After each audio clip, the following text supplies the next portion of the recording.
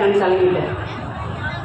நிச்சயமா சொல்றேன், புரட்சி தலைவர் எம்ஜிஆருடைய ஆன்மாவும் அம்மாவுடைய ஆன்மாவும் ஒருங்கிணைந்து மீண்டும் தமிழகத்தில் பாரதிய ஜனதா தலைமையில் புரட்சி தலைவர் எம்ஜிஆர் ஆட்சியும் புரட்சி தலைவி அம்மா ஆட்சியும் இந்த தேர்தலில் மலர்ந்தே தீரும். இது காலத்தின் கட்டாயம், மக்களின் விருப்பம்.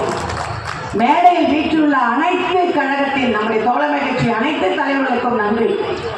ஏன் தெரியுமா, பெண்களை பார்த்தோன்னா நான் 10 நிமிஷம் பேசுறேன்னு கேட்டேன். எனக்கு தெரியும், என் சகோதரர் கரிகாலனுக்கு தெரியும், சகோதரர் சின்னையாவுக்கு தெரியும்.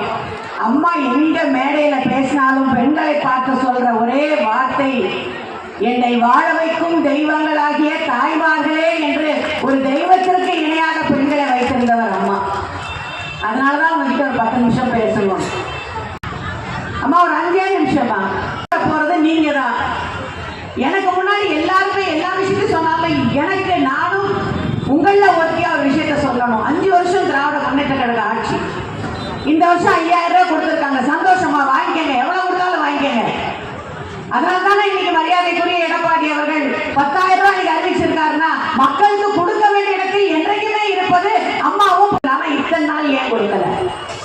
இந்த வருஷம் பொங்கலுக்கு 3000 ரூபாய் கொடுத்தாங்கல்ல, போன வருஷம் பொங்கலுக்கு 3000 ரூபாய் திமுக கொடுத்தாங்களான்னு தயவு செய்து என் சகோதரி எனக்கு சொல்லுங்க.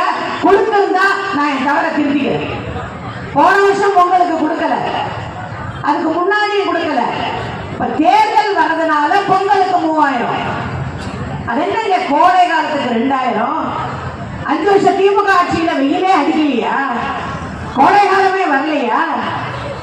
அதான் தேர்தல் தேதி அறிவிச்சா மாசம் 1000 ரூபாய் கொடுக்க முடியாது, 3 மாசம் கொடுத்தீங்க. சரி, கோடை காலத்துக்குன்னா அப்ப மழை காலத்துக்கு தனியா கொடுக்க போறீங்களா? எல்லா காலமும் எல்லா வருஷமும் வரதான். சரி, மழை வரும் வெயில் வரும். இல்ல, உங்களுக்கு 5000 ரூபாய் கொடுத்துட்டு லட்சக்கணக்கான கோடி, ஒரு செந்தில் பாலாஜி போதும் அவங்களுக்கு.